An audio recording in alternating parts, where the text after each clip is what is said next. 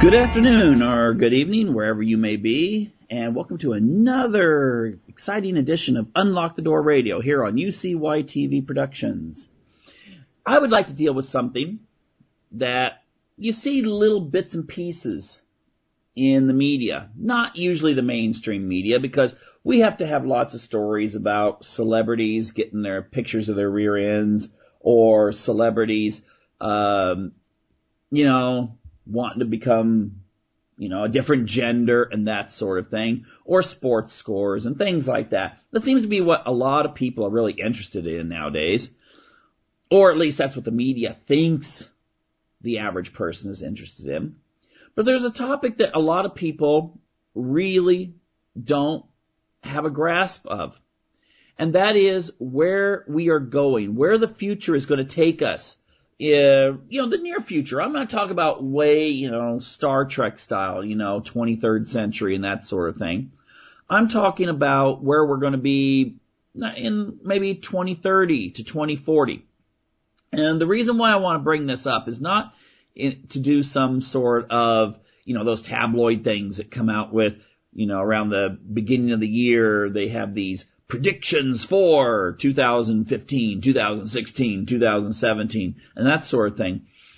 But what I would rather do is deal with profound changes that are expected to take place, not through looking through a crystal ball, but by looking at trends that have already started and where they seem to be taking us. And what I'd like to deal with is technology. There's a lot of issues out there, geopolitical politics and that sort of thing, that we could deal with. But I think technology and the changes that are going to come in the next 20 or 30 years are going to signify a change in humanity that we've never, ever experienced. We're going to see more change sociologically, politically, technologically, in the next few decades than we have seen in the last few millennium. Okay? It's going to bring into question, what is a human? What is even a soul?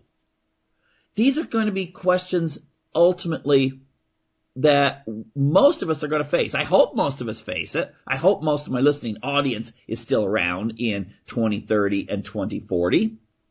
But what I want to also emphasize right now, before I go on, is this is not going to be necessarily a prediction of some sort of dark, dystopian future, although we very well might be heading that way. Nor is it going to be some sort of analysis that leads us into this grand utopia where we all sit around in, some sort of Greek togas or robes from the golden age of Athens and so forth, and we can just philosophize and contemplate all the wonders of creation while having all of our needs met for us. Instead, I think it's going to be somewhat of a blend. Now, I hope it's going to be I hope we veer closer to the utopia than the dystopia. But a lot is going to depend on where humanity is and where it wants to go. How informed we are, and how much we let our intellect and maybe even our spirituality hold the upper hand versus greed and an idea of, basically a hedonism that could come in such an era. And so I think ultimately we need to start with things that are going on now. And, let's just look. Well, first of all, let's just say, where were we? And I'm going to start with robotics. Okay. I also want to deal with, biotechnology and aspects of how it's going to change humanity. However, we can start with robotics first. And what I'd like to do is go back to 1985. There's this wonderful scene, I think it was 1985, wasn't it, that the first Terminator movie came out with. Now, robots, when I say robots, people think of these hydraulic metal creations, very similar to maybe on Star Wars, R2-D2 and CP-30, in which they're not really humanoid. I mean, they have a lot of intelligence and so forth, and they do basic skills, but they don't look like us whatsoever.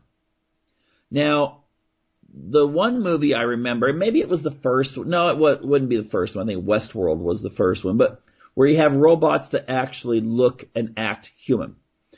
And in most people's memories, that's the first Terminator. And I remember in Terminator where there's a scene towards the end when they're in the steel plant and the Terminator's looking for his intended victims in there.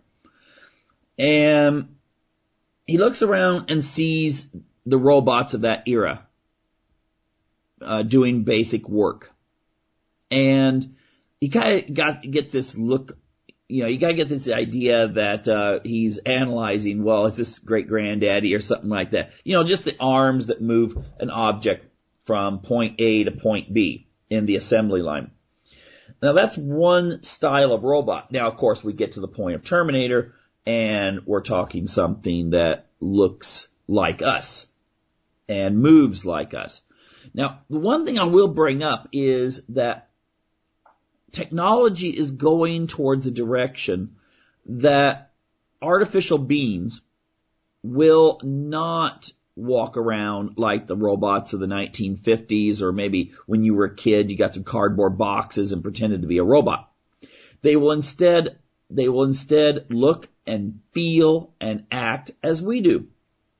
The artificial intelligence will expand. It's been expanding. If you look at Moore's law, even though there's some indication it may be slowing down, it's still exponential growth. That things are getting smaller, more compact, but ultimately more efficient. And we're at a stage where we're wondering, will the artificial intelligence finally get to this point where it can feel, it can be self-aware? I don't know, but I think at some point it will be very similar to the way we think and maybe even the way we feel. The thing is that with fiber optics and so forth and technology similar to it, this is, you're going to be able to make muscle tissue, or what will function as muscle tissue for these robots. And that's going to change things profoundly in our society. Everything. It's going to change. It's going to change the way people work, the way they think about life in general, what a sentient being is. It's even going to change the way we think about sex.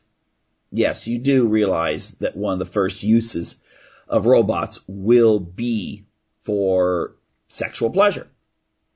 Now, the thing is, that reminds me back of Westworld. That was, Roman world that was implied there in that movie. A good movie, actually. Most people have never actually seen it. It was around 1970, 71 with Yul Brynner in it. And I think it gives an idea of where humans really would take robotics if they could make the robots look human. It's a vacation resort and that sort of thing. But go ahead and watch it. Anyway, what I'd like to say, though, is there's several different reasons why we're going this direction when it comes to robots. And the reason why we're seeing more robots in the workplace. In fact, this could actually be a major change in the way we work because of cost, how much it costs employers to have a real live employee, as well as the aging population. See, this is a problem. In all the developed world, people's birth rates have plummeted. Okay? They're in a free fall. And if you get countries such as Greece, Spain, Portugal, Italy, Southern Europe, more socially conservative, at least when it comes to European standards, and religious than Northern Europe. their birth rate has plummeted. I just saw a recent article in Bloomberg, and it's just really gone down. A lot of it has to do with economics, such as in Greece, people moving in, with their parents or not leaving their parents' apartment. And so it's very difficult for them to go out and get married and just start bringing kids into the world. But the thing is, even in the areas where the economy is still relatively good, the birth rate has gone down. People wait longer to have children. There's a propaganda out there. People watch film and so forth.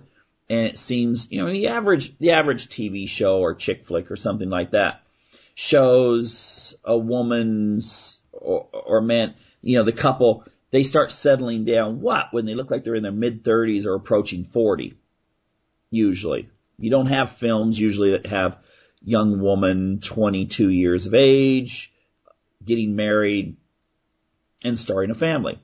So popular entertainment has a huge effect on people's attitudes. People start thinking, even though a generation ago most women started their families when they were in their early 20s, now there's a perception that you wait until you're, closer to 30. Or, in many parts of Europe, you wait till you're in your late 30s to start thinking about, maybe you should have a kid. And it usually turns into a kid if you're still able to have children, because, of course, fertility declines after your mid-20s. Now, the thing is that with a lower birth rate, you're going to have an aging population. All right? Now, combine this. I'm going to come back to the aging population in just a moment. Combine this with the way that corporations feel about getting to the bottom line. You have a situation in which, you hear about the minimum wage, and I could deal with a whole show on minimum wage, but let's just say I can understand both sides to minimum wage. From a more liberal standpoint, there's this sense of, it's not fair that these employees are being paid so little you can't even really survive. And that's true. If you're getting minimum wage, how are you going to start a family? How are you going to support a family that already exists if you've got all the other expenses? At that, most people who get minimum wage don't own their own homes, but they still have to deal with rent and so forth. And of course, people on the left will say, if these people are so poor and they're having to go on food stamps and other government assistance, ultimately the government, through the taxpayers, is subsidizing the corporations. Well, that's true. Does the corporation care? Not really. Their bottom line as a corporate entity, I'm not talking about individuals you may know that are CEOs of a corporation who may be the most generous people, go to church, give to the poor, that sort of thing. But as an entity, as a corporate entity, a corporation thinks of nothing more than to maximize profits. It's not there to be a charitable organization. It's not there to preserve the heritage and culture of a community for which it may have arisen from. It is there to make money. And so if these, in the past, a lot of corporations have moved out of the United States and Europe and gone to third world nations and set up their operations because, the people in the developed countries, they kind of expected that if they went to work and put in 8 hours a day, that they should be able to survive on that. Well, that didn't seem to conform to what the corporation desired. And so if they could go somewhere else and put people to work for 25 cents an hour sewing shoes, whereas the employee in the United States might have demanded $15 or $20 an hour, well, then bottom line, you're going to go there. And especially when during the Clinton administration, when all these trade deals were made that made it so much easier for companies to go over to other countries, such as China, manufacture goods and ship them back to the United States, pretty much duty-free, without, very big tariffs, then that really decimated a lot of the middle class. Not just the workers directly involved but the people that depended on those workers for the foundation, the monetary foundation in their communities. Now, the thing is, those countries, such as China, are developing and will develop more and more. So what's the next step when these people start demanding more money? The next step is automation and robotics.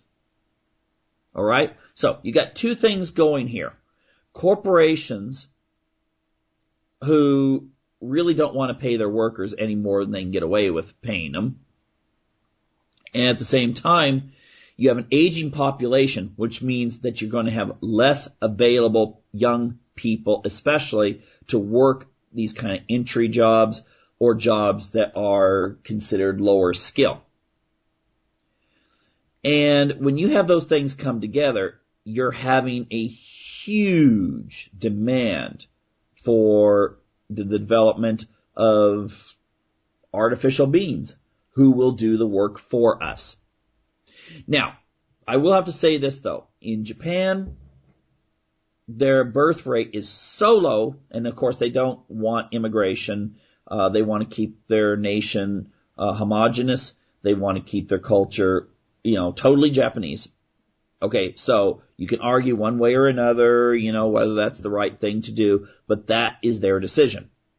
So they're getting less and less and less children. And so they're going to have a large number of old people. So they're working a lot on robotics in order that you have robots that look, act, feel like we do, who will then take care of their elderly population as caregivers, because there's not enough people who want to take the job as a caregiver in their society. And, at the same time, you have a lot of research and development on robotics by the U.S. Government through DARPA and so forth. Now, the difference, I had Noel Sharkey, professor of artificial intelligence from Sheffield, and he was on a couple of weeks ago, and he pointed out that you got this really interesting reality taking place in which, in, let's say, America, you've got various corporations that are part of like the military-industrial complex, and they're competing with each other to develop better and better like autonomous drones and robots and so forth for the use of the defense industry. At the same time, you've got countries that are competing with each other. You've got China, Russia, the United States, and other nations that are looking at the future and realizing the future is not in human soldiers and pilots, but the future is in autonomous weapons. Because, face it, let's say you have a situation where you have the best, in the future, you have the best fighter pilot ever in the best plane ever. And he is going up against a target, and suddenly he gets met with, 1,000 drones that have been programmed to take out any airplane that fits the configuration of the enemy. All right?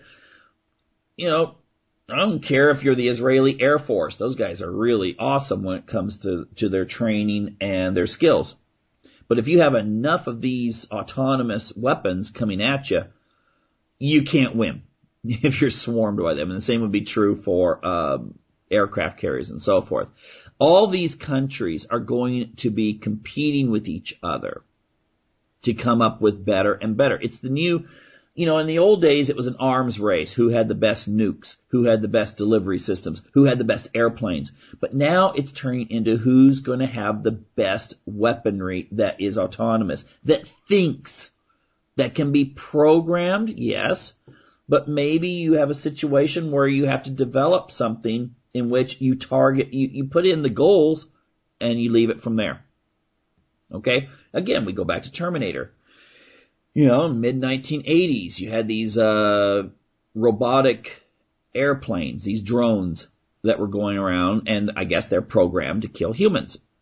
And, in 1985, that seemed pretty awesome for a science fiction concept. But now we're in science fact, okay? So we're going to see a lot more use of the military application. So we have two areas where robots are being designed. One is to replace humans. Okay, those are the ones that we're going to wind up with that are going to be like the androids of science fiction. That, you're walking down the street, you see a robot, you see someone pushing a baby carriage. That could very well be an autonomous nanny. She's not real, but she looks real. All right? And you won't be able to tell the difference. At the same time, the military is going to be producing these things, which there will be an overlap. There will be an overlap in which the technology that various militaries around the world come up with is going to overlap with the technology that corporations are coming up with. So, it's going to lead to a change in the way things happen in this country. And, I'm going to bring up Robert Reich. Remember him from the Clinton administration, Secretary of Labor, I believe? And you can go to his website at robertreich.org. I know some of you are probably going, wait. He was part of a liberal Democrat administration. I'm not listening now. You know what? I don't mind quoting liberals, conservatives, libertarians. I'll quote a communist if they come up with something that is legitimate, an observation that is based on reality. And he has some good stuff when it comes to this coming age that's coming up in around 2030 and so forth. And he has an article on his blog, February 2nd, 2015, dealing with the scraps economy. And he's saying that more and more of our work is going to be done by robots. Okay? Companies are going to have these because, you know what? A robot doesn't need to have time off to go have a baby. A robot doesn't need to have time off because they happen to be having a personal crisis at home or they're sick. The worst that can happen is they might break down, but then they can be fixed. The companies are going to see robots as being a cheap way to still produce the items for the consumer. Now, of course, this does imply that there will be consumers with money out there to be able to buy the products. But I think sometimes when people are rushing forward, they may not think about that fact. It's just like the U.S. economy has been stagnant, for instance, when it comes to worker wages for the past 30 years. That's right. If you take a look at true inflation and combine that with worker wages, it's been stagnant. In fact, I've seen some indications that it's been on the decline. But the thing is, I don't think many of our corporations think the way that Henry Ford did, pay your workers enough that they can go out and buy your products. Now it's just bottom line. The thing is that in this new economy, that, some projections, there was an article in the Business Insider UK edition that I recently read that expecting that 1/3 of jobs by 2025 will no longer exist. And much of that is due to automation. That's right, 1/3 will not exist. And AOL/Jobs, September 25th, recently said that by 2030 that could be 1/2 of all jobs. And we're not just talking about those assembly line jobs, okay? Everyone just kind of thinks, it's assembly line jobs. That's just part of the past anyway. I mean, most of those jobs have been sent over to China from the United States and Europe. You know what? I don't think there's any job that's immune from being replaced. Heck, you could probably replace most of our congressmen just since many of them seem to be psychopaths anyway, just go ahead and program your robot to be a psychopath that will do whatever its corporate sponsor wants it to do. Anyway, the thing is, though, that a lot of these jobs are disappearing. And by the way, before anyone starts thinking, well, I guess I'll have to train to be someone that fixes robots. Have you ever thought about the fact that you might be able to make robots that are capable of fixing other robots? Okay? I mean, everyone seems to think that, well, there's going to be someone there that's going to be needed to do the job of fixing and repair and maybe even production. But I don't see any indication scientifically that it would be impossible for robots to function without people. You could program to where they don't need people. That's kind of scary. I'll get to that in a few moments. However, when it comes to this, when it comes to robotics, a lot of jobs are going to disappear. And we are ultimately going to face a future in which, not too far from now, in which you're going to have to show a lot of creativity and intelligence in order to really function in this whole new world as it's evolving. So therefore, the thing is that, I'm not trying to say that, oh my gosh, just give up, the future is bad, but it is going to change. And if you're, in the old days, when you had low-skill workers, those low-skill workers, as long as they had a good work ethic, could still make a living for themselves and in many cases a family. That is not going to be the case in the future because you won't need the low-skill workers. So what are you going to do with them? I'm just wondering. I think I have my own theories as to what the solution to that will be from various, elite and so forth, and basically just occupy them with, reality TV and sports and, designer clothes and all these kinds of things. Take their mind away from settling down, having families. In that way, you solve the problem in a few generations. They disappear. Now, the thing is that who's going to be considered low skill?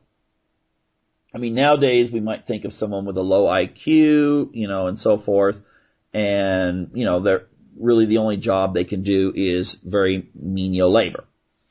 But in the future, maybe people will be considered low skill unless they're very exceptional. And we'll get into how that could change in just a moment. Now, when it comes to robots, though, you're going to have them as co-workers. You're going to have them as competitors. You may also have them as companions. Now, the thing is, you may think, now, who is going to want a robot companion? Well, first of all, think about what it would be like to have a robot assistant. Just a few years ago, everyone was really into these, what were they called? Palm Pilots or something like that. Pull them out. You could look at your schedule for the next month. And, if you're one of those people that tends to have a problem with organizing yourself, these were fantastic. The thing is, how would you like to have an assistant who knows how to schedule everything instantaneously, can tell you what's going on? The ultimate personal apprentice. All right, I say apprentice because they may someday take your job from you. But the thing is, you're going to have a situation in which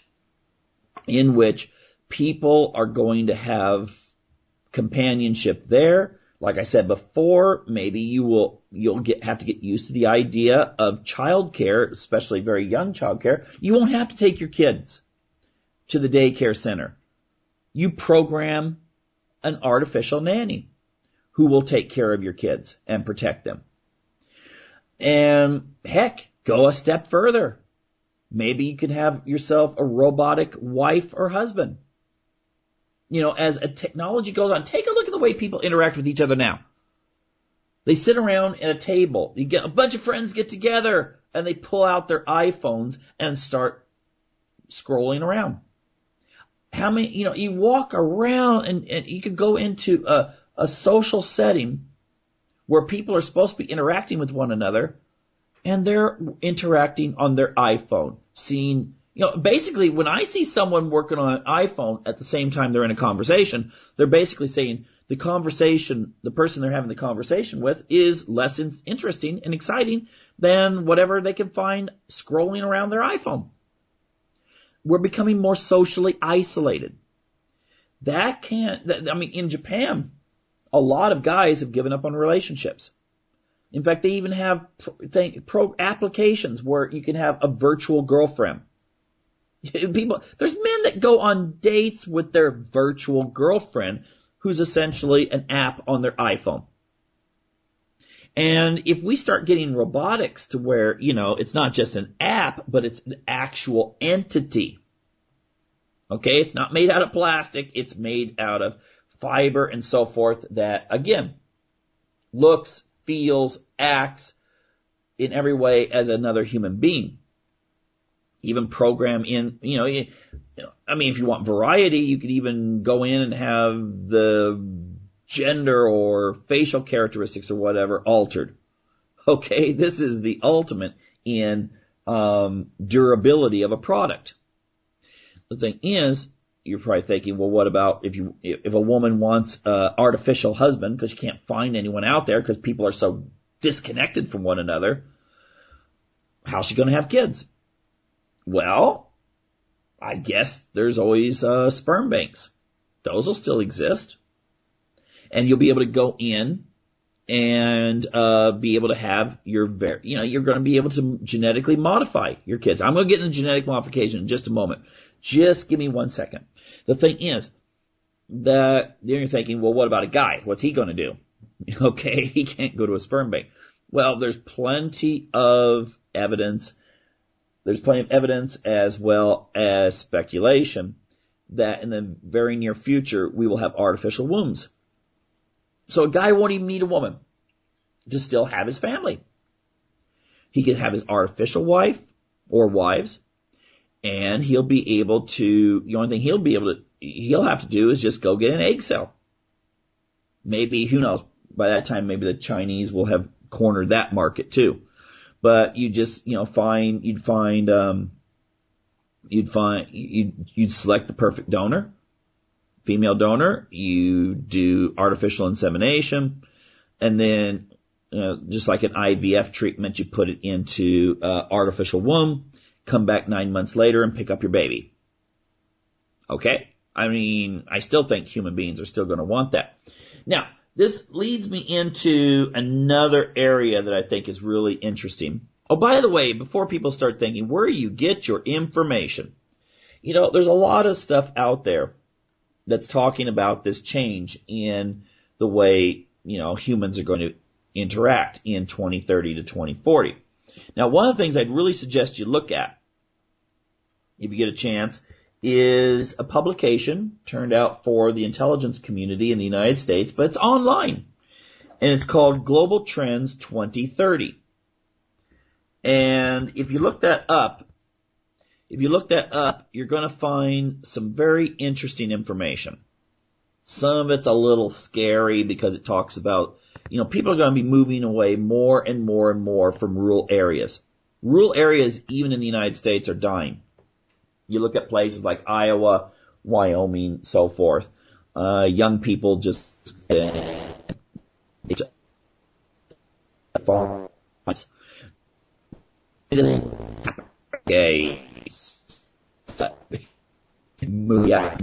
movie about the country person, boy or girl, who moves to the big city.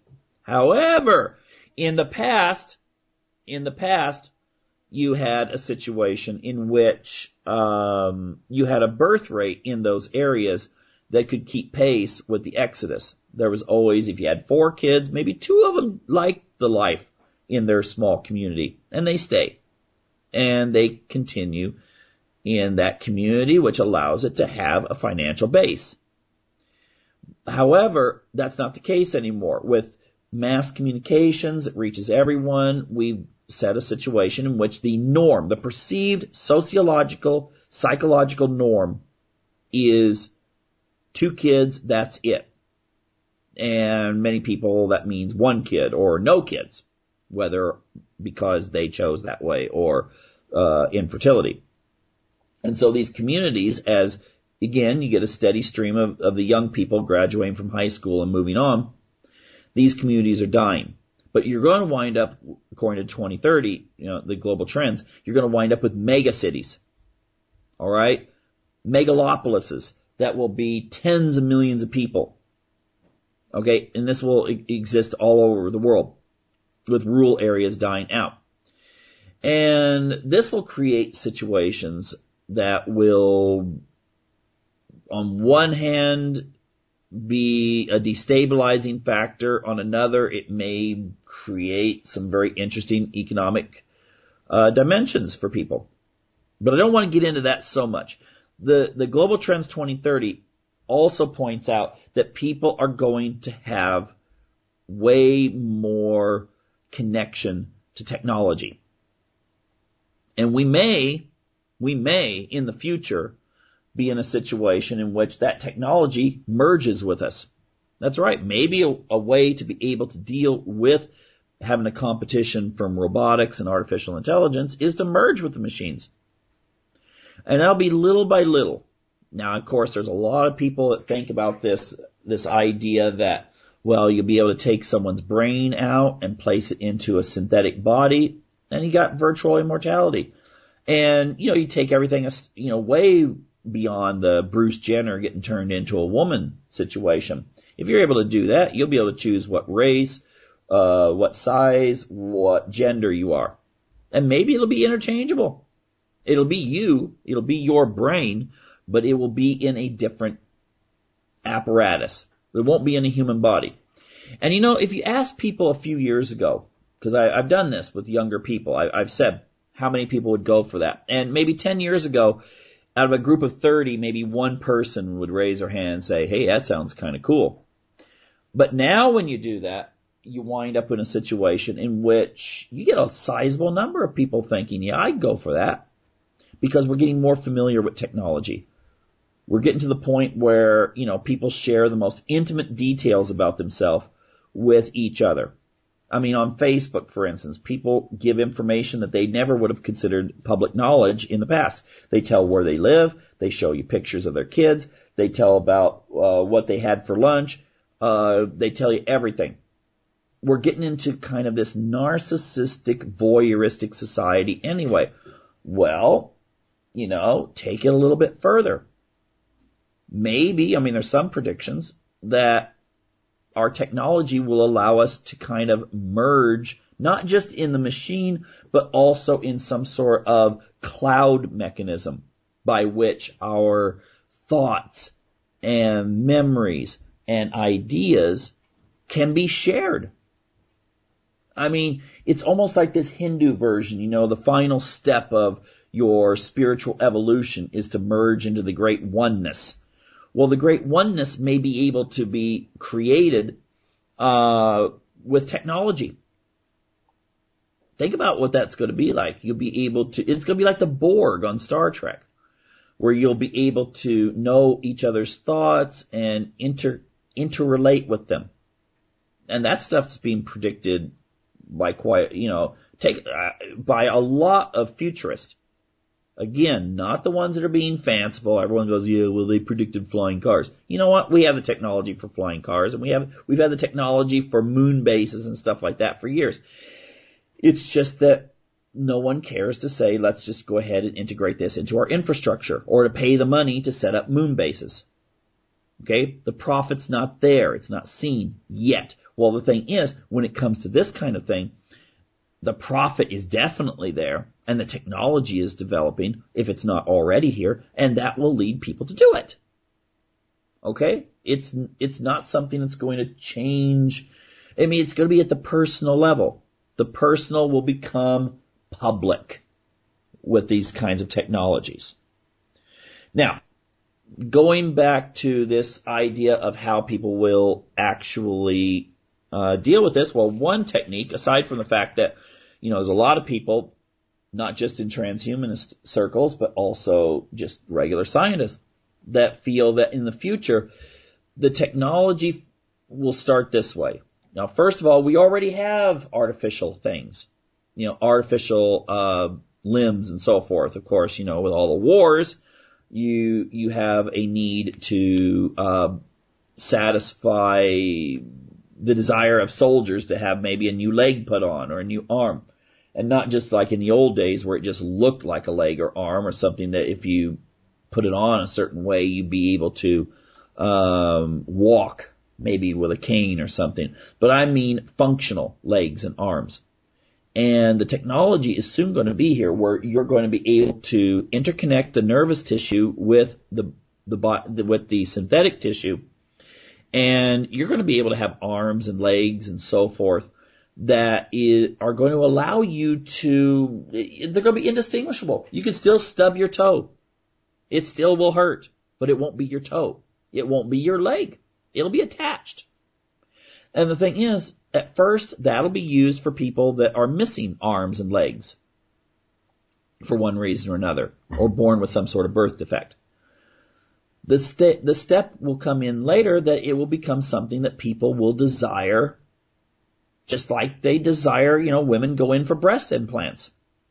You'll go in and get, perfectly healthy person will just go in and get new legs and arms put on. Think about how that's going to affect the way you see human beings. Let's say your wife has decided that she's going to go fully artificial. How are you going to interact with, is that going to change the way you interact with her? If the only thing biological left of her is, her brain. If we go, if you go to the next step. This is going to be quite interesting.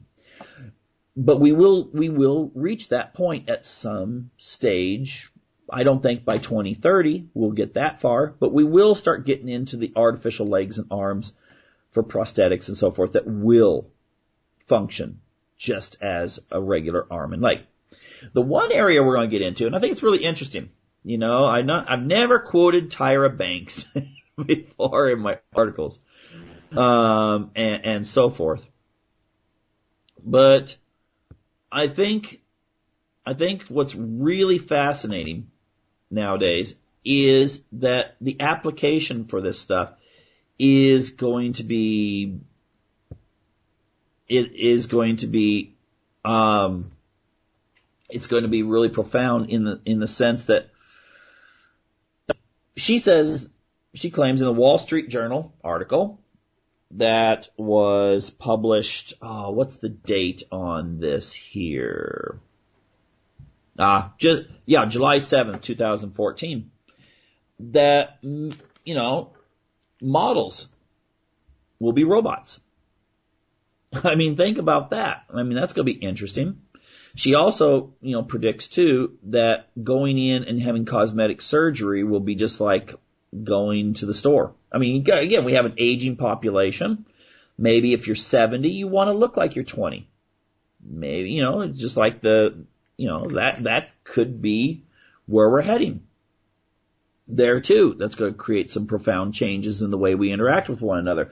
What if at the same time, now this is just a what if, and I'll come back to Tyra Banks in just a moment, but what if our biotechnology lets us live for, instead of just, living good until you're in your 90s, but extends that. And either through genetic manipulation, nanotechnology, those little robots that work on you from the inside out, they work at the cellular level. Face it, our DNA, even when you're looking at a 95-year-old person, they still have the same DNA, essentially, as when they were 25.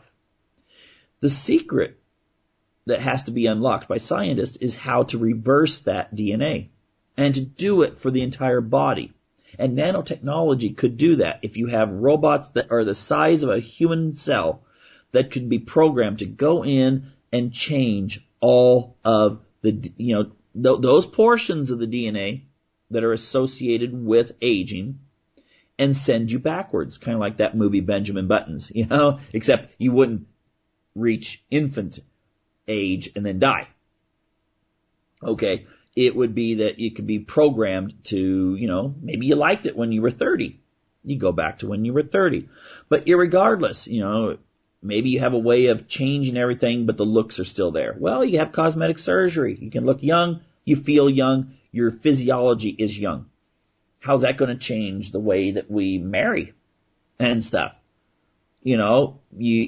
it could create a situation where someone could be, dating their great-great-granddaughter. I mean, you got enough changes there in the, when it comes to the DNA. I mean, you're not really related that much to a great-great-granddaughter. But the thing is that both people would look about the same age. That's going to create some major differences, isn't it? If human beings still want to go that way. Now, the thing that Banks puts in too is that in the very near future, and she's right, not just about the, models being robots and so forth, is the idea that we're going to be able to genetically redesign our children. You'll be able to choose eye color. In fact, she makes the comment that dark brown eyes will become exotic because many people will choose to have their children with blue or green eyes. I mean, take a look at Japan. All their very, very, very popular anime. It's like, Japanese features blended in with European. You don't think Japanese would choose that their children have blonde, they still look Japanese, but they'd be blonde with green eyes or something like that. Like maybe their favorite anime character. I don't know.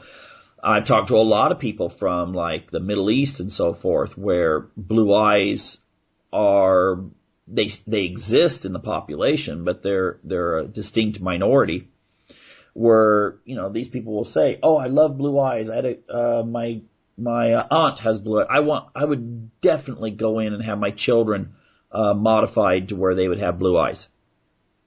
And then if you're talking about, DNA manipulation, the only thing you would do is take an egg cell, fertilize it with a sperm cell, and be able to determine what changes you want to make. And if you change it early enough, that will be part of the germline. Okay?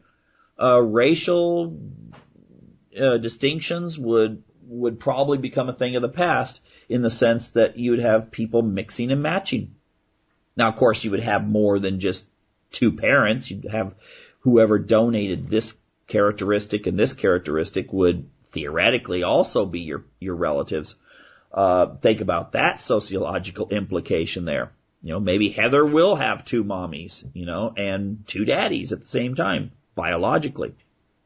And if you think about nanotechnology, again, going back to Bruce Jenner, nowadays when someone has sex reassignment, depending on how far they go, it's still a surgical method mixed with hormones.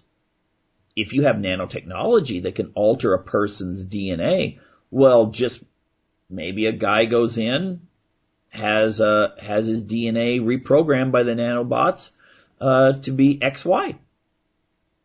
And, human body takes about 7 years to replace all of its elements. Then maybe in 7 years, he's a fully functional woman. Or a woman becomes a fully functional man. Not just cosmetically, but in every respect. Which is kind of weird when you think about a woman could store some of her egg cells, go get turned into a man, in which she's producing sperm cells, and be able to get herself pregnant.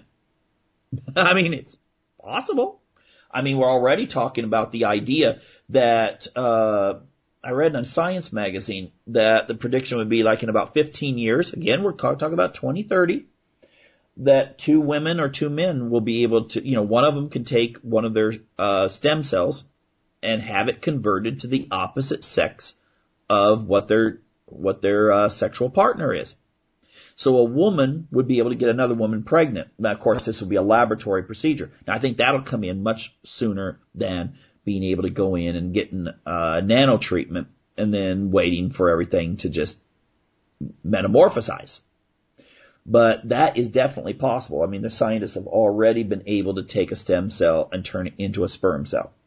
Okay, so the thing is that it's just the next step to be able to modify it to where it's functional as an egg or sperm cell when it was actually taken from a person from different. Now, genetic engineering. I remember I watched a presentation from a bioethicist named Gregory Stock. And his prediction is that in the next 100 years, people are this is going to be standard procedure where you will go in and you will have your DNA engineered. People nowadays talk about designer babies, like, oh my gosh, designer babies. And then you actually start talking to them like, well, would you do it if you had, for instance, diabetes? I know women that have diabetes who have decided not to have children because they don't want to pass the type 1 diabetes on to their children.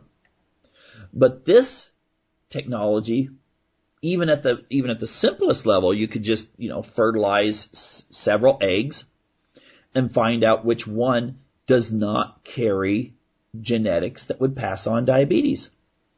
And then this person could have a child and not worry about their children or their grandchildren developing diabetes. So this would open up a lot of really wonderful doors. But, at first it might be used for really extreme cases of genetic illness. But then it's going to be used for everything else. Oh, well, all the girls in my family have a small breast. Let's modify the DNA so she has large breast. All the guys in my family are short and bald. Well, let's modify the DNA to where the children have a full head of the males will have a full head of hair and be tall. Before, you had to go in and you had to have someone donate. If, you wanted that. If you had some sort of genetic illness, you'd have to have someone else come in and donate an egg or sperm, depending on who had the genetic illness in a couple. And that would change in the future. You'll be able to take a man and woman that could be, both of them could be short and have bad eyesight and have diabetes, but they would be able to produce a bunch of eggs, and then the scientists would be able to figure out which one has none of those characteristics. And then that would be the one that would be implanted in the womb. Okay, but that's the easy stuff. The next is going to be hair color, eye color, IQ. The Chinese, was reading about a Chinese research facility that they're trying to figure out what DNA patterns exist in highly gifted people. By the way, I've also read that people that are highly gifted also have DNA that is associated with higher longevity. You hear about people that drink and smoke and they live to be 100. Well, that's because they're blessed with good DNA. But usually that's connected also with higher intelligence. But anyway, you find those patterns, and their idea is that in the future, in near future, you'll be able to choose which one will give you the best child. So a couple can go in, they can choose the very best of the children. Now, of course, a lot of people will still be stuck on this idea of the romanticism or whatever of, well, I'll take what I get and I'll love and so forth. But I guarantee, if a woman is single and she goes into a fertility clinic, she's not saying, just give me whatever. She may feel that I just want a baby. That's all I want. I don't care about its looks. I don't care about anything else. I just want a baby. She goes in and all of a sudden she's looking through the catalog, and as well as I do, she's going to be going, oh wow, this guy here is athletic. He's got a good education and seems to be a stable man. Okay, I'll take him. Okay, that's the way they look. They're not going to just say, just give me whatever. That's not going to happen. It's not going to happen when we have more DNA manipulation out there. And, again, when it comes to this idea that we have too many old people right now and not enough young, then you're going to have a lot more research in keeping people younger longer. Well, and I'm talking about the ones that already exist. I'm not talking about, genetically modifying our children to where they live to be 200 and they still look 25 when they are 200. Okay? I'm talking about being able to do interventions that will enable an older person who might be 90 years old to have the same physical capabilities as a 50-year-old. Okay? This is being worked on. Right now, because a lot of people have decided not to have kids, in the 1970s and 1980s and so forth, now we have what's called elderly orphans. Who's going to take care of all the elderly orphans of this next generation? All right? It's one thing if you've got a family and you're 80 years old. if you need some sort of help. And I'm not just talking about nursing home. I'm talking about psychologically how you feel about life if you're 80 years old and you have no body. Well, that is going to be a major problem, and we're going to be wondering what to do with people. But the thing is, if you can do interventions that will enable people to work, then, when they're 80 and 85, they're not having to worry about, retiring 20 years earlier and just sitting around. You'll be able to keep them working. Keep them working the whole time. Keep them contributing. And, they'll feel better and be able to sustain themselves. Of course, maybe they, I'm saying that, it's probably not a good idea to choose to be childless. All right. But a lot of people, they can't help it. They're infertile or whatever. Now, the idea that we have when it comes to what this world's going to look like in 2040, a world in which, what if we go towards a hedonistic? Everything I've mentioned so far could be used to make life better for people. All right, except, I don't know how willing society will be if everything's done by robots to take care of people. I mean, are we all going to be on welfare? Are we all going to be given a standard wage by which we still play economics? Where everyone's given a certain amount of money and they go out and buy the products that are made by the robots. Then they come home and another robot makes your meal and so forth. I mean, that can be considered a dystopia, like the cartoon Wall-E. Most people don't think about that as being dystopian, but it is a dystopian cartoon. Everyone's fat and, lazy because robots do all the work for them. I think that was also an element in the movie Dune at the beginning where they were talking about people turning to robots and then things went wrong in the past. However, the thing is, what if we enter an age where people become hedonistic? I mean, I was mentioning this to someone just the other day. We look at the internet now. Oh my gosh, I caught my kid on, a porn site. Well, you're going to have interactive computer systems in which it's going to be as if you're in with other people, but it'll feel the same way. You'll put a headset on, you'll enter a virtual world, and you'll interact with people in that way. You may not be interacting with people around you, your neighbors and so forth, and your colleagues, but you will be interacting virtually. The other thing is, think about, the idea that what's that going to do when it comes to religion, sociology, psychology, when everyone can pretty much live out whatever they want to with their robot. Or maybe we'll get to a stage where we also not just have robots, but we also have artificial people, where you just put them all together and they come with a patent versus being someone who was born of a mother and father. Would they be human? Would they deserve equality? If they're mostly synthetic, they're put together by a laboratory that has a patent that sells them. Think about that for the future. This could be very interesting. Sometimes you wonder, was this the way it was back in Noah's day? You do have that scripture in the Bible that says Jesus would return when the days were like they were in Noah's day. And most people just assume people were just being naughty in Noah's day. How do we know? How do we know that Jesus was not actually being literal? Okay, that he wasn't actually telling the truth, that he would come back when things were exactly like they were then. Who knows? It's a thought. But anyway, we are going to have changes in the future. We are going to have a different way of looking at life. It's going to change us profoundly, sociologically, spiritually, psychologically, economically. And there's nothing people can do about that except to adapt where they can and to keep their humanity and their ethics.